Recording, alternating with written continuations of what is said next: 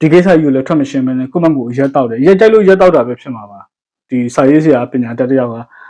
တေးအောင်တောက်ပြီးတော့နေသွားတယ်ဆိုတာကျွန်တော်တို့လက်သိမခံဘူးမင်္ဂလာပါပေါ့နော်ဒါပြီးခဲ့တဲ့ရက်ကကွယ်လွန်သွားရှာပြီဖြစ်တဲ့ပေါ့ဒါစာရေးဆရာမိခိုက်ဆိုးဆန်ပေါ့နော်သူနဲ့ပတ်သက်ပြီးတော့မှဒါတော်လိုင်းရေးဘက်ကလူငယ်တွေတချို့ပေါ့နော်ဒီသူပြည်သက်တွေပေါ့ဟိုရှာမင်းခိုက်ဆိုးဆန်နဲ့ပတ်သက်ပြီးအငြင်းပွားတာလေးဖြစ်သွားတယ်ပေါ့နော်သူကရှာမင်းခိုက်ဆိုးဆန်ဘယ်မှာကွယ်လွန်လဲဆိုလို့ရှိရင်အမေရိကန်နိုင်ငံမှာသူကကွယ်လွန်သွားခဲ့တယ်ဆိုတော့သူနဲ့ပတ်သက်ပြီးတော့ပေါ့နော်ကွယ်လွန်တဲ့အချိန်မှာပထမဆုံးဆိုတော့တို့ Facebook မှာစာတွေ့ရတာဒီRMB ပေါ့နော်စုမတောင်းပေးကြတာပေါ့ဆရာကောင်းရသူဒီလာပါစေပေါ့ငါတို့ခေကpost modern စာရေးဆရာတယောက်ကွယ်လွန်သွားပြီပါညာပေါ့နော်ဒီလိုမျိုးဒါသူတို့တွေပြောကြဆိုကြပေါ့နော်ဒါကျွန်တော်ကိုယ်တိုင်လည်းဒါသူစာတွေကိုဒါဖတ်ပြီးကြည့်ဖြစ်ခဲ့ရတာပေါ့နော်ကျွန်တော်တို့ရဲ့လူငယ်ဘဝကိုအရန်ဆုံးမှုခဲ့တဲ့ဒီစာရေးဆရာတယောက်ဖြစ်တဲ့ခါကြတော့ပေါ့နော်ကျွန်တော်မှတ်မိသလောက်ဆိုလို့ဆိုရင်အဲ့ဒီတုန်းကဆိုရင်ဂျေပစီတယောက်ကြီးရှင်ကပလက်လန်ဆုံတို့ပြီးတော့လို့ဆိုရင်တုံညတို့နောက်တစ်ခုရှိသေးတယ်သူမဒါနောက်တစ်ကောင်ဖြစ်ခဲ့လင်းဆိုပါစို့လို့ဟယ်ရီပေါ်တာတို့ဒီလိုမျိုးတွေပေါ့နော်ကောင်းကင်နဲ့မလွတ်တဲ့ကျဲတောင်မှန်တစုံတို့ဒီလိုမျိုးတွေပတ်သက်ပြီးကျွန်တော်လည်းဝမ်းနေတယ်ဆိုတဲ့အကြောင်းကို post တင်လိုက်တယ်ဒါပေမဲ့ကျွန်တော်တင်ပြီးသိမကြခင်မှာပဲဒီဘောနော်ဒီ Facebook follower တွေကနေလာပြောကြတယ်ပေါ့နော်ကိုမဟာကြီးဘောမတယောက်ကိုရန်ငါပြတ်တင်တယ်ပေါ့နော်ဟိုပြီးရင်တို့ထပ်ပြီးရေးတယ်တော်လန်ရေးကိုဥဆောင်ဥရွက်လုပ်နေကြတဲ့လူတွေကိုယ်တိုင်ကဒီလူ RMP လုပ်နေကြတယ်ဒီလူတော့ဝိုင်းပြီးဝမ်းနေပေးနေကြတယ်ဆိုတော့ရှင်တို့ boycott ဆိုတာဘာကြီးလဲပေါ့ပြီးရင်တို့ပြောတယ်ဟိုရှင်တို့ခင်မင်းရင်းနှီးတဲ့လူတွေဆိုရင် boycott မလုပ်တော့ဘဲလုပ်ရမလို့ဘူးလားပေါ့နော်ဒီလိုမျိုးပြောကြဆိုကြတယ်ဆိုတော့ဒီနေရာမှာပေါ့နော်ကျွန်တော်လည်းဟိုရှာမင်းခိုက်ဆိုးဆန်ဘယ်နေရာမှာသွားပြီးတော့မှဘယ်လိုမျိုးဟိုခုနဘောမပေါ့နော်အခုအဲ့လိုဆိုပါစို့ဟိုဟာစစ်တပ်ထောက်ခံသူတယောက်ဖြစ်လာခဲ့လဲပေါ့နော်ဆိုတော့ကျွန်တော်စဉ်းစားကြည့်တယ်ပေါ့နော်စဉ်းစားကြည့်တယ်ဒီတေချာတာတော့ဆရာဒီမင်းခိုက်ဆိုးဆန်ဒီຫນွေဦးတော်လိုင်းရေးကာလအတွင်းမှာသူ့ရဲ့အတန်ပေါ့နော်ထွက်ခဲ့တာလုံးဝမရှိသလောက်ပဲပေါ့နော်2021အစောပိုင်းကတော့ထားတော့ဒါကတော့ဒါအဲ့ဒီချိန်မှာရောရောင်ပေါ်ရောင်နေလဲအများကြီးပဲဟိုတည်ရမလားဟို attention ယူဖို့အတွက်ဒီ media attention ယူဖို့ဒီစံနှပြရတဲ့ကိစ္စကြီးကိုကဒီပြောလို့ဆိုရင်တော့ခေတ်စီးကြောင်းကြီးပေါ့နော်ပေါ်ပင်အရန်ကိုပျော်ရှင်စရာပျော်ဝဲရှင်ပွဲကြီးတစ်ခုလိုဖြစ်နေခဲ့ကြတာပေါ့နော်အဲ့ဒီတည်းမှာတကယ်ဟိုအာနာသိန်းတာကိုလက်မခံနိုင်လို့ဒီမတရားမှုကြီးကိုလုံးဝလက်မခံနိုင်လို့စိတ်ရင်းနဲ့စေတနာဟိုဆန္ဒပြခဲ့ကြသူတွေလည်းပါတယ်လို့မျိုးအဲ့ဒီချိန်မှာတည်ရမလားဟိုရာဇာနေဝင်းတို့လိုမျိုးတည်ရမလားဟိုအမတန်မှရှိုးပေါက်တဲ့ပဲသူတို့ရုပ်ရှင်အမှုပညာရှင်တွေထဲမှာအများကြီးဗျာဟိုထင်ရှားဆုံးကတော့မှရာဇာနေဝင်းတို့လိုမျိုးပုံကူမျိုးတွေပေါ့ဒီလိုမျိုးတွေရဆိုရင်ဟိုဆန္ဒပြတယ်ဗျာအဆိုးဆုံးပြောမယ်ဆိုလို့ရှိရင်ရန်အောင်တို့တောင်ပါတယ်ပေါ့နော်ဆိုတော့စာရေးဆရာတယောက်အနေနဲ့လည်းကြပြားဒီပါရေးရလည်းရှိကောင်းရှိမှာပေါ့နော်ဆိုတော့အဲ့ဒီမတိုင်ခင်นี้မှာပဲကျွန်တော်အနေနဲ့ ID 30မှတ်ကိုနှစ်သက်ကိုလား30တမတ်ကိုနှစ်သက်ကိုဟုတ်တယ်အဲ့ဒီဇက်ကားကအာနာမသိခင်လေးရမှာလွှင့်တာပေါ့နော်လွှင့်တဲ့ခါကျတော့ကျွန်တော်ဟိုကြည့်ဖြစ်တယ်ဆိုတာရုပ်တံကနေလွှင့်တာလက်ကားလွှင့်တာဆိုတော့ကြည့်ဖြစ်တဲ့ခါကျတော့အဲ့မှာဟိုစက်ညွန်ရေးဆရာနာမည်မှာမင်းခိုက်ဆိုးဆန်ဆိုပြီးတွေ့တယ်ပေါ့နော်အဲ့မှာနည်းနည်းစိတ်မကောင်းဖြစ်တယ်ဗျကျွန်တော်တို့ကဟိုကိုချစ်တဲ့ပေါ့နော်ကိုချစ်တဲ့ကိုတံမိုးထားတယ်ပြီးတော့လို့ရှိရင်ကိုရမ်းကိုလေးစားအားစားခဲ့ရတဲ့စာရေးဆရာတယောက်ကိုစာရေးဆရာတယောက်အနေနဲ့ပဲမြင်ချင်တာသိရမလားဟိုရုပ်ရှင်ဒရိုက်တာအနေနဲ့လည်းမမြင်ချင်ဘူးပြီးတော့လို့ရှိရင်ဒါစညွှန်းဆရာအနေနဲ့လည်းမမြင်စေချင်ဘူးဗျာဟိုမမြင်ချင်ဘူးဒီလိုမျိုးစိတ်ဟိုခံစားချက်ရှိတယ်ဒါတော့ကိုအတားနဲ့ကိုပေါ့နော်စာဖတ်သူတယောက်ကဟိုပရိသတ်တယောက်အနေနဲ့ကကိုနှစ်သက်တဲ့သူပေါ့ဒီလိုမျိုးတဝင်တူပိုင်ခွင့်ရှိတယ်ပေါ့ဗျာပြောလို့ဆိုရင်တော့ဟိုဒါသူတို့ကလည်းအမှုပညာရှင်ဆိုလို့ရှိရင်တော့ဒါဟို အများပိုင်ဆိုတဲ့ပုံစံမျိုးလည်းရှိရဆိုတော့ပေါ့နော်ကိုအတားနဲ့ကိုကတော့သူတို့အဲ့လိုမျိုးဖြစ်စေချင်ဘူးဒါပေမဲ့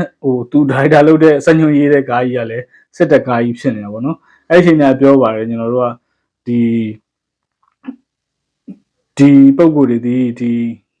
စစ်တပ်စစ်တပ်နိုင်လို့လားစစ်တပ်ကအဲ့ဒီဒီမှာကွန်မြူနစ်တို့ဘာလို့ KNDO တို့နဲ့တိုက်ခိုက်ခဲ့တဲ့အကြောင်းတွေပေါ့နော်တစ်ဖက်လူကိုအပုတ်ချပြီးတော့သူတို့ရိုက်ကူတာတကယ်လို့လားများကွန်မြူနစ်ကအဲ့ဒီအချိန်နိုင်သွားခဲ့မယ်ဆိုလို့စင်ဒီစစ်တပ်တီလဲသူရုံးမာတွေဖြစ်နေကြမှာပဲလေနော်အဲ့ဒီကြောင့်အဲ့ဒီလိုစက်ကားမျိုးကိုကိုဆရာတွေကစံညွန်ရေးရိုက်ခဲ့တယ်ဆိုတော့ဒါစိတ်မကောင်းဖြစ်တယ်နောက်ပိုင်းတော်လန်ရေးထဲမှာဒီလုံးအတန်မပါလာတဲ့အတန်မထွက်လာတဲ့အတိုင်းတာတွေတွေ့ရတဲ့ခါကျတော့ပေါ့နော်ပြန်ကြားရတယ်သူကတော့ဘောမပါညာပေါ့နော်ဒီလိုမျိုးပြန်ကြားရတယ်ထားတော့ဒီကိစ္စကတော့ထားရတော့ဘောမဆိုပြီးကျွန်တော်တို့ကသူ့ boycott လုပ်လိုက်တယ်သူ့ရဲ့စာအုပ်တွေဆိုလုံးဝမဖတ်တော့ဘူးပေါ့နော်အဲ့လိုမျိုးနေခဲ့တာဒီသူကွယ်လွန်ပြီးတဲ့အထိပဲပေါ့နော်သူကွယ်လွန်ပြီးတဲ့အထိပဲသူရဲ့အမှုပညာလှုပ်ရှားမှုသူကပြားတွေသူရဲ့စာပေလက်ရာတွေဆိုရင်ကျွန်တော်ကလုံးမဖတ်တော့ဘူးလုံးနားမထောင်တော့ဘဲနဲ့ကျွန်တော်တို့က boycott လုပ်ခဲ့ကြတာပေါ့နော်ဆိုတော့နောက်တစ်ခုကအဲ့ဒီမှာဒီအမျိုးသားစာပေစုတသက်တာအမျိုးသားစာပေစုဆိုပြီးတော့လည်းသူရတည်2022ကလား2023ကလားမသိအဲ့ဒီဟာရလိုက်တော့ပို့ဆိုးရတယ်ပေါ့နော်ဒါမင်းခိုက်ဆိုးဆန်ဆိုတာကြီးကလုံးဝဘောမကြီးရဲဆိုပြီးတော့ကျွန်တော်တို့ကကမီးတက်လိုက်ပြီး boycott စင်းကိုထိတ်တီးရလှုပ်လိုက်တယ်ပေါ့နော်ဒါပေမဲ့အဲ့ဒီနောက်ပိုင်းမှာကျတော့သူများတွေအခုပြောနေကြတဲ့သူအမေရိကန်ကိုဒီထွက်သွားတယ်ပေါ့နော်သူအတင်းကျပ်ညာအေးဝေးစုံကြီးနဲ့လာဖမ်းခေါ်သွားပြီးတော့မှနောက်နေမနေ့ခင်ကြတော့ပန်းရောင်ဝှက်စုံကြီးဝှက်ပေးပြီးတော့အတင်းပဲဆုယူခိုင်းနေဆိုတဲ့ပုံစံမျိုးပေါ့နော်ဒါဒီသူတည်ပြီးတဲ့နောက်ပိုင်းမှာရေးကြပြောကြတာရှိတယ်ပေါ့နော်ဒါကြောင့်မို့လဲပေါ့နော်ဒီသူတို့ပေါင်းတင်ဆက်ဆံနေတဲ့လူတွေလည်းဖြစ်မှာပေါ့နော်နားလည်ပြီးနိုင်ဖြစ်မှာပေါ့သူတို့ကတော့မင်းခိုက်ဆိုးဆန်ကွယ်လွန်ပြီဟေးဆိုပြီးတော့တိလိုက်တဲ့အချိန်မှာပဲ R&B တွေထားလို့ပြောမှန်တယ်ပြောမယ်ဆိုလို့ရှိရင်ဗျာတကယ်နိုင်ငံမှာ celebrity ဖြစ်နေတဲ့ celebrity ကြီးတွေထောက်ပိုးမှာအကြီးကျယ်လုံးနေတဲ့လူတွေက R&B တွေထားတင်ဘာဖြစ်တယ်ညာဖြစ်တယ်တင်တော့ကိုရီးယားလည်းဘောမဆိုတာမဟုတ်ဘူးထင်တယ်ပေါ့နော်ဆိုပြီးတော့ကိုရီးယားနှစ်သက်ပြီးစားလူလည်းဖြစ်တဲ့ခါကျတော့တွားပြီးတော့မှ R&B ဆိုပြီးတော့တွားလို့မိတယ်ပေါ့နော်မိတဲ့ခါကျတော့ဒါပေမဲ့မကြဘူးတနားရီတော့မပြည့်ဘူးအမှဝိုင်းလူမှန်တယ်လူမှန်လဲဆိုတော့ကိုလည်းပုတ်ပြန်ဖြုတ်ပေးရတယ်ပေါ့နော်ဒါခိုင်မာမှုမရက်တီရက်တီမှုမခိုင်မာဘူးပေါ့နော်အဲ့လိုမျိုးပြောလို့လေလာပြောလို့တော့မရဘူးဘာဖြစ်လို့လဲဆိုရင်ကျွန်တော်တို့ကသူတို့လူပညာကိုနှစ်သက်တယ်သူတို့ဘာမှ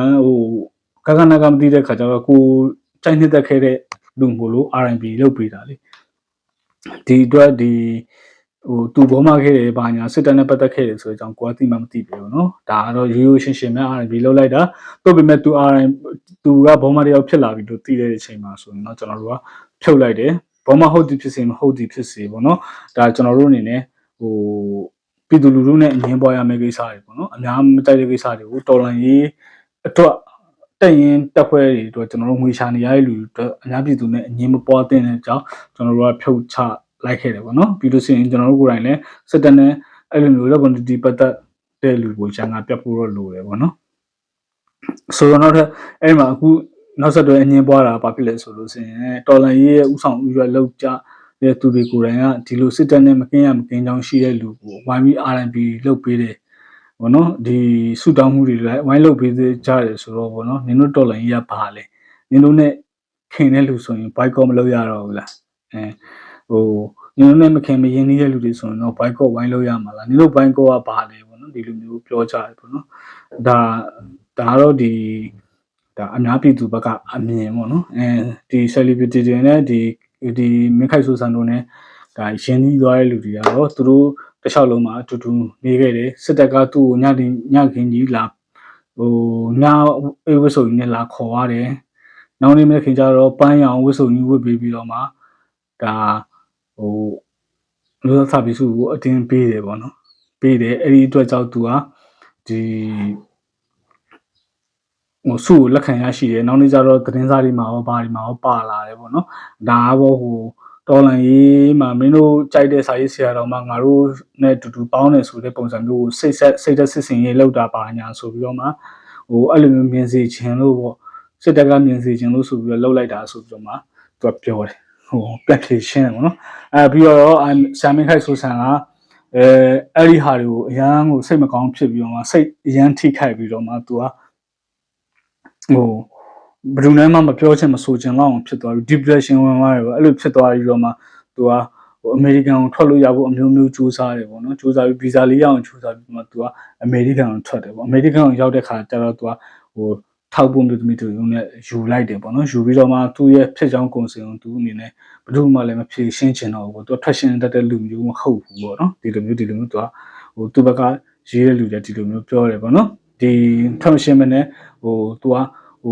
ဆိုင်ဝင်မြက်ကပြားလို့ပြောမှဆိုရင်တော့မင်းကနေနိုင်တယ်ချစ်တာကိုဖွင့်မပြောအသေးခံတယ်ပေါ့ဗျာဒီလိုမျိုးဆာမင်းခိုက်ဆိုဆန်ကသူ့ရင်ထဲမှာခံစားရတာတွေကိုသူ့ဝတ်ကြွေးရှိလို့ခံရပါတယ်ဆိုတဲ့ပုံစံမျိုးနဲ့သူ့ရင်ထဲမှာပဲရင်ကုန်နှုတ်ပိတ်နေပြီးတော့မှသူကအရက်တွေပဲဖိတော့ပြီးတော့မှကျမ်းမာရေးထိခိုက်တယ်ထိခိုက်ပြီးတော့မှနောက်ဆုံး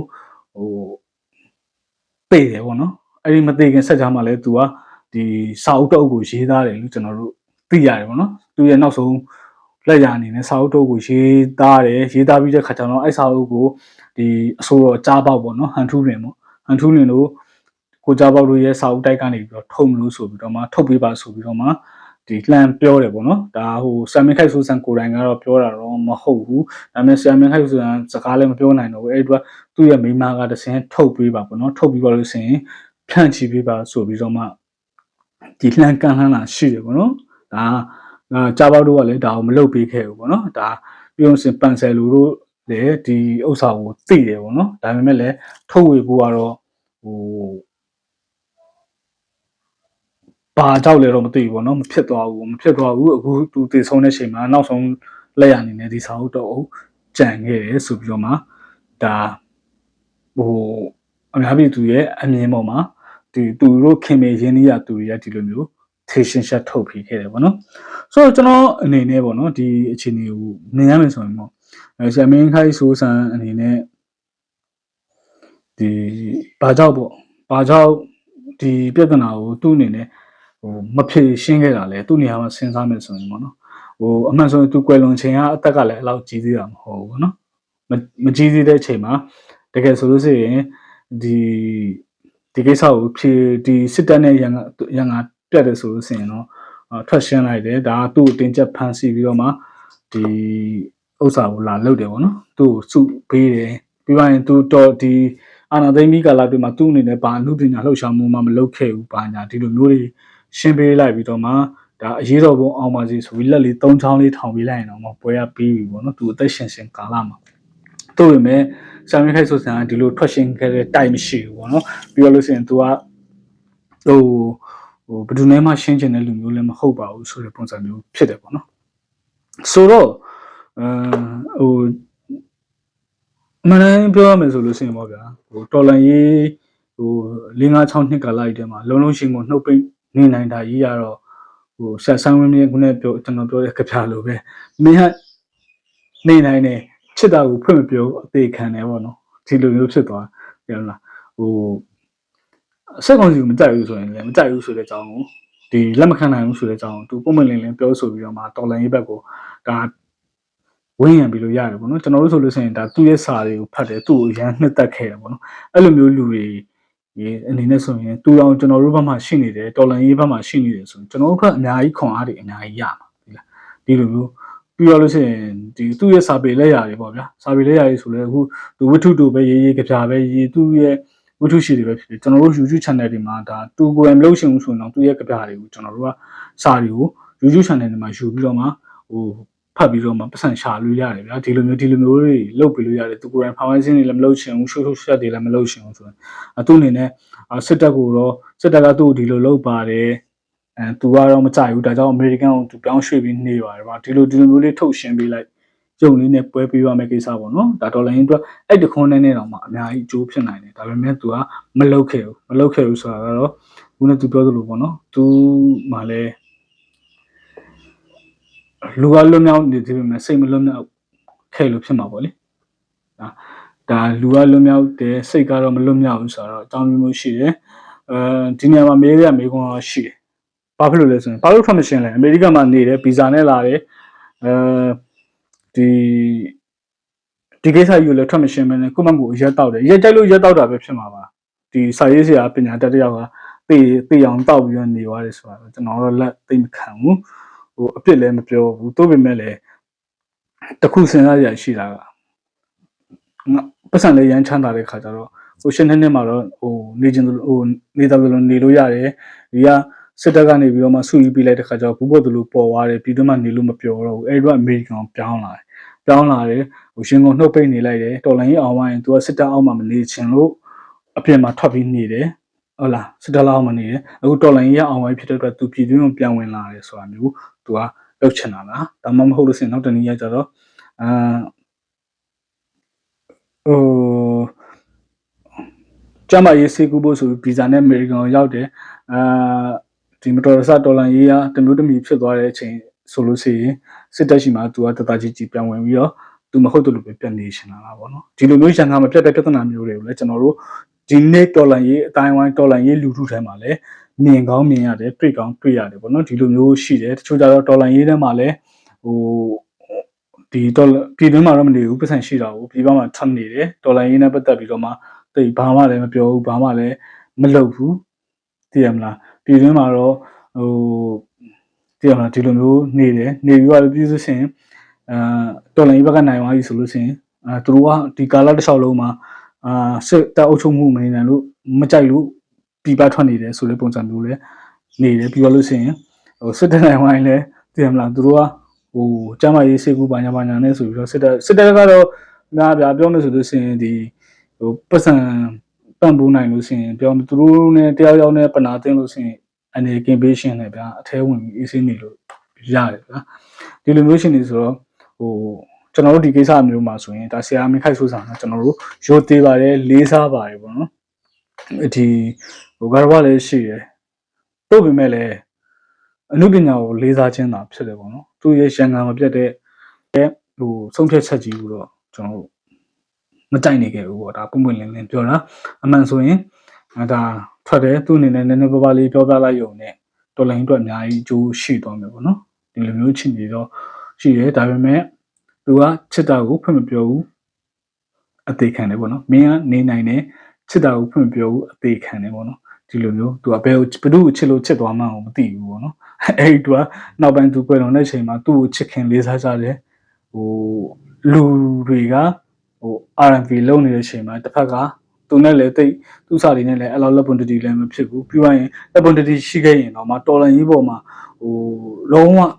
ဒီအရန်ဟိုနာကြည့်မှုအရန်မြင့်နေတဲ့လူတွေပေါ့နော်တချို့လူတွေကတော့ဒါဒီကိစ္စကိုလုံးဝလက်မခံဘူး R&B လုပ်ပေးဖို့တော့မတန်ဘူးလို့ပြောကြတယ်ပေါ့နော်ဒီနေ့ငင်းခုန်ကြတယ်တချို့ကတော့လည်းဒါရောကြိတ်ကြတယ်ပေါ့ဗျာပြောမယ်ဆိုရင်တော့ဒီစစ်ကောင်စီဘက်ကလူတွေတောင်ပိုင်းပါမှာပါပေါ့နော်ဒီတော်လန်ရေးကိုဒါထက်ထဲဝင်လုံးနေတယ်ပြီးတော့လို့ရှိရင်တော်လန်ရေးကိုဥဆောင်ပြီးတော့လုံနေကြတဲ့သူတွေကိုယ်တိုင်ကမင်းခိုက်ဆိုးစံကြီးကို R&B လုပ်ပေးတယ်ဆိုတော့မင်းတို့တော်လန်ရေးကဘာကြီးလဲပေါ့မင်းတို့ဘိုင်းကော့ဆိုတာမင်းတို့ခင်တဲ့လူမင်းတို့နဲ့ပတ်သက်ဖူးတဲ့လူတွေဆိုရင်မင်းတို့ကဘိုင်းမကောတော့ဘူးလားမင်းတို့ဘိုင်းကော့ဆိုတာဘာမျိုးလဲပေါ့နော်ဒီလိုမျိုးပြောကြတယ်ဟိုပြောမှဆိုရင်တော့ဒါပြည်သူလူထုတွေကလည်းအများဆုံးပါတယ်သို့ပေမဲ့လည်းအဲ့ဒီထဲမှာအနေချင်းကတော့ဒါဟိုရောကြိတ်ကြတဲ့6800သားကြီးလည်းပါတယ်ပေါ့နော်ဆိုတော့ကျွန်တော်တို့နောက်ဒီလိုပြဿနာမျိုးတွေကို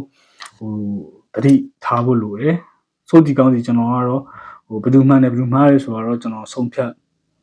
ပေးမဲ့ပြည်မျိုးမဟုတ်ဘူးဒါကကျွန်တော်တို့ဒီနေ့ဖြတ်တန်းနေရတဲ့တော်လန်ခက်မှာဖြစ်သွားတဲ့